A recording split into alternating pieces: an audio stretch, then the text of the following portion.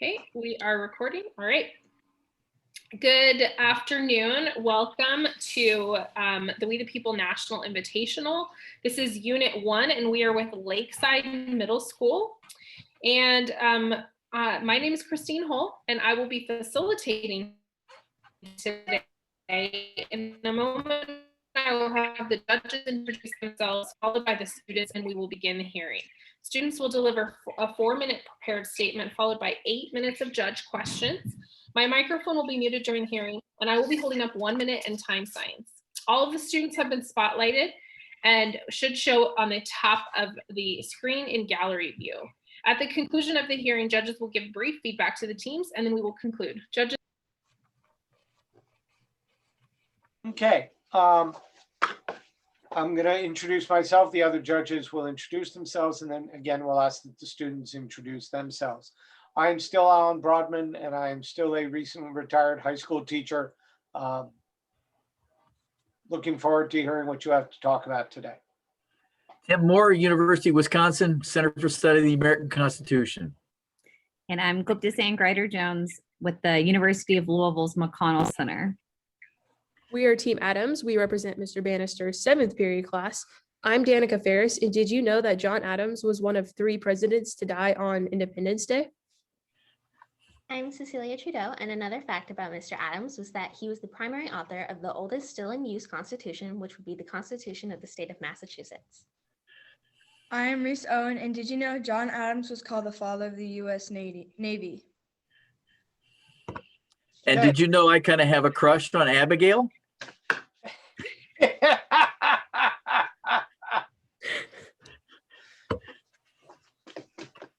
Should I get into that it's an academic one? But yeah, okay. Oh, no. Oh, no. No, no, no. I was giving you an out. Okay. I'm going to read the question now. You know what the question is, okay? Because I'm sure you want to get started. If man in the state of nature be so free as has been said, if he has an absolute lord of his own person and possessions, equal to the greatest and subject to nobody, why will he part with his freedom? Why will he subject himself to the dominion and control of any other power? How did John Locke answer these questions? According to John Locke and Thomas Jefferson, what is natural law? In a state of nature, do you agree or disagree with their reasoning? Why or why not? What did Locke mean by the social contract? Why did he think it was necessary?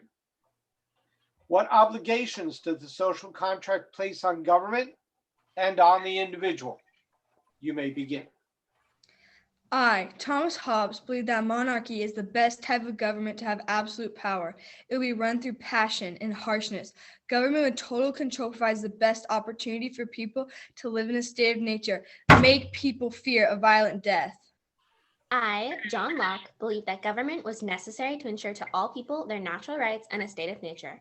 A social contract should be formed between the ruler and the ruled. A government would need to be established to protect our rights. The best run government would be run by an elective legislature. One example of this is in my book, 2 Treatises of Government, where I lead with saying the legislative power is supreme and should be followed by all.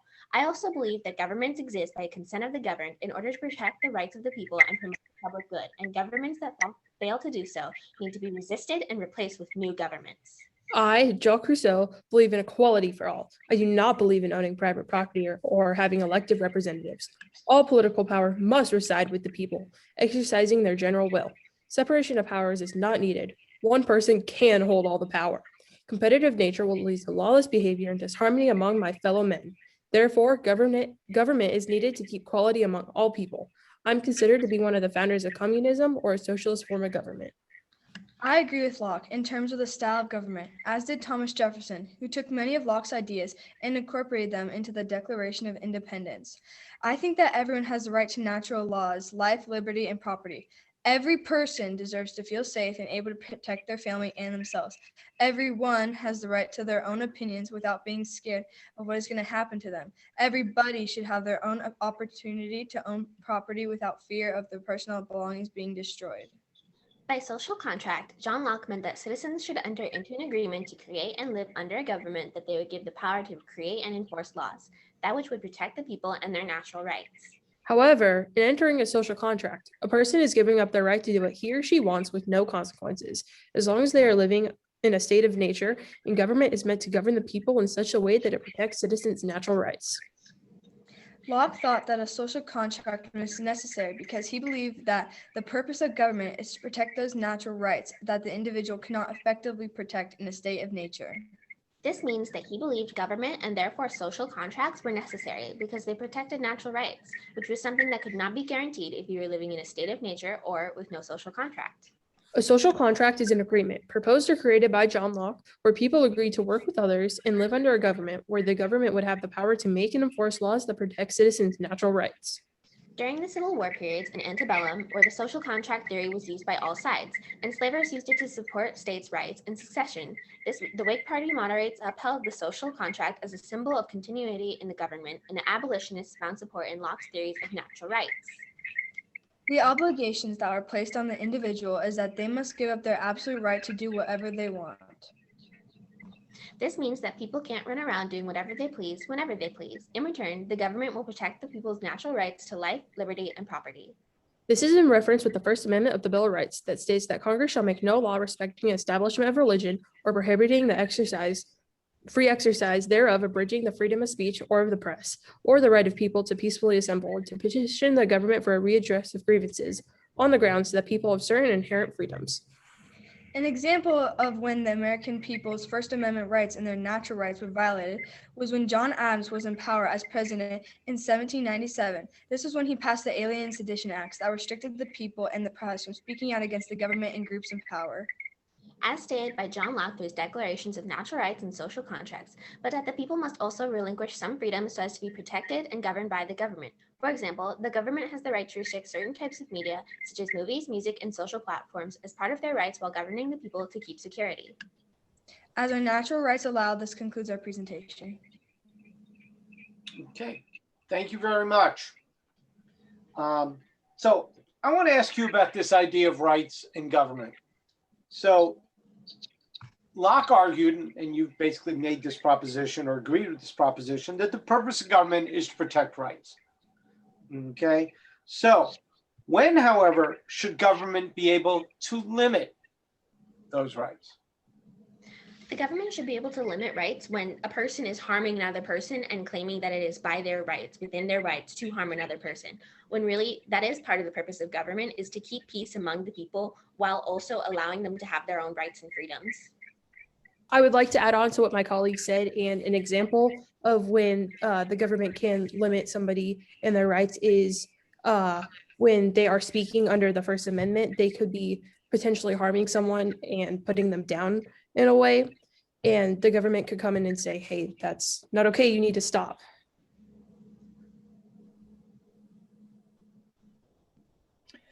Do you think there are any states of natures right now anywhere? Can you rephrase the question, please? Are there any states of nature that you see out there? I don't think so. I think every city or nation or however, any area of land has some sort of constitution or natural law that they are all following, even if it is, as you said yesterday, an unwritten one, which may not work the best, but there is always a higher law that people are following. I don't think there are any states of nature anymore. I disagree with my colleague. I feel like there are definitely some places over the world where people go behind somebody's back and do not follow the rules that are laid down for them to be protected, and they go into their own state of nature and disobey. Thank you.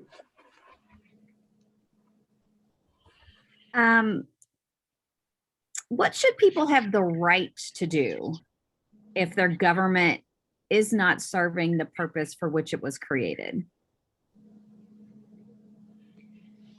The people have the right to go and petition if the government isn't doing what is expected. They have the right to call for a re-election or like a different group of rules if they've or or a different group of people to help run the country if they feel that the leaders aren't doing it in the best to their ability. To add on to what my colleague said, the government is a thing that was created for the people of this nation. And so if it's not doing its job in protecting the people and keeping us secure and safe and somehow yet free, then we need to revise it. We need to change it. We need to change it so that it's working for the people and it's keeping us all healthy and happy and safe as much as it can for the common welfare. I'd like to add on to what both of my colleagues said, and in the First Amendment of the Bill of Rights, it does state that the people have the right to petition the government for a redress of grievances, so that if they do feel like they are being misrepresented, they can petition to have it changed. I want to pick up on a word you mentioned, the right to revise. What do you mean by that? They have the right to revise the government, I think is the extension of that thought, but you said the right to revise. What does that look like? I think the right to revise the government is to take an idea that is already there in the government and not necessarily abolish it or completely change it, or well, not to abolish it, but to just change it or to add a few details.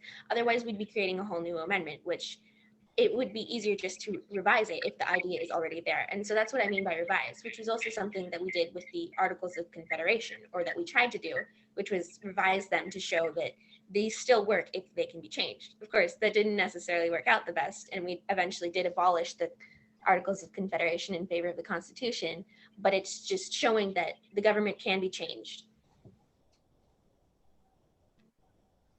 What about a right to revolution? Should people have the right to revolution? I believe that people should have the right to revolution, and that they have the right to change anything they feel they're being misrepresented on.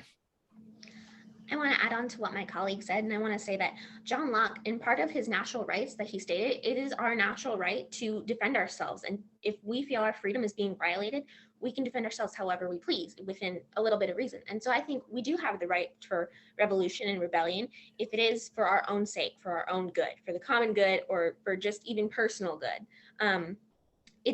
If the government is infringing upon our rights, then we do have that right to revolution and rebellion to keep ourselves safe as our natural rights state. So what's the moment? Oh, everything was fine until, such and such happened. What's the critical moment for you where you'd say, okay, we're not interested in revising, we're interested in burning the house down? Is there a moment for you? For me personally, I think the moment is when our revisations are not being taken seriously, and they're trying to put them off or abridge them in a way that they're not actually working for our own good, and they're almost an elitist sort of style where it's working for other groups of people, lobbying groups of people. And that is where I would say we have the right to rebel because our needs are not being heard or taken care of.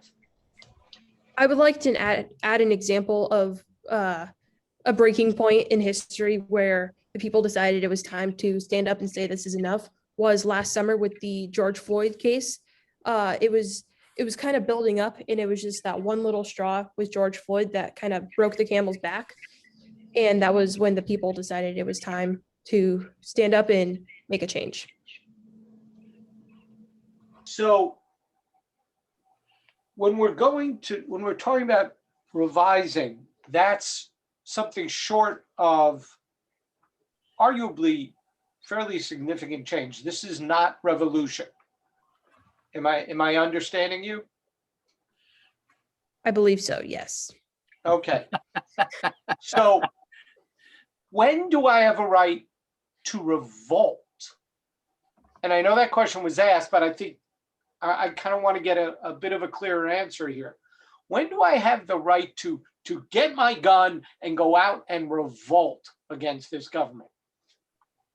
As I said before, I think our right to revolt comes into play when our needs are not being heard or taken care of. And we have tried and failed to peacefully petition and assemble for a change of grievances, as said in the First Amendment.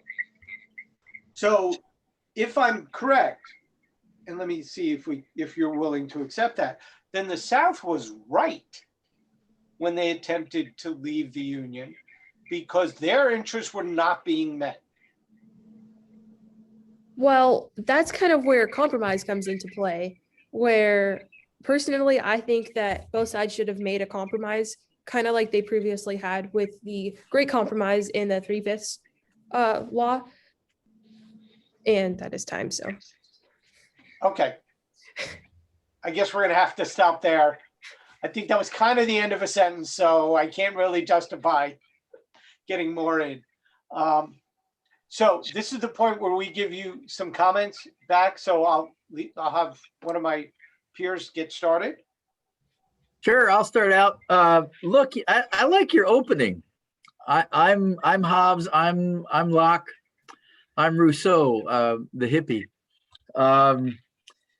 And so I thought that was a nice way to lay out your introduction, and then you settled on Locke as your go-to guy. So I thought that framework was good. I also appreciated your distinction between the Whigs and the Southern secession movement. Both had a very different view of the social contract. So I appreciated that insight as well. I also thought it was an interesting comment, and if we have more time, I'd really push you on this. Is Adams' alien sedition different than media suppression of people using their particular platforms? Is that the same kind of violation of speech? Are they similar or different? But I wish we could have spent some time on that. I also think, we're pushing you on this idea of reform versus revolution. And this is hard.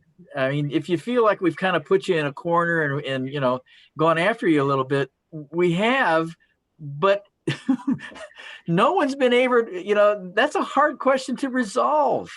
And we're asking you to do that. And that's a tough thing to do. So I appreciated your thoughts on that and you cycling through that and basing a lot of your argument on First Amendment. So I appreciated these last 2 days to get to meet with you and talk with you a little bit. And I wish you luck in the future. I agree. I enjoyed your presentation in defense of the use of the First Amendment here, and carried throughout your opening, and then you continue to use examples in your responses. And it was very enjoyed the conversation as you all started to think about and parse out, okay, well, what does to revise the government if it's not working? What does that look like versus what does something to revolt? What does that look like? And what are the instances in which you would invoke either of those options? So thinking about the mechanisms, I think was helpful. Encourage you all to just continue to think continue to think of examples to continue to illustrate your point. You can never have, too many probably. So just as you all continue to grow and learn new examples, new historical context, continue to use those in your presentation. Also have enjoyed being here with you virtually these past 2 days, and really want to thank you all for all the hard work that you and your teachers, you all have worked on in terms of preparing and working on these statements. We can really tell the hard work you've put into them. So thank you. Yeah, I'm going to agree. And with basically everything that's been said, I do think there were some interesting points where you gave us some, I thought, interesting examples we wanted to go into more detail on. And I think that's a wonderful opportunity that even with the 8 minutes, we could have used more. And that's always a good thing. May not be from your perspective, and I understand that. But from our perspective, it's always a good thing to be able to have more. And yes, this revolution stuff, the distinction between revise, revolution, where is that line drawn and where is too far within the context of a social contract is really, really important. So again, I applaud you for the work that you've done in getting into these exceedingly difficult concepts. So thank you very much, guys.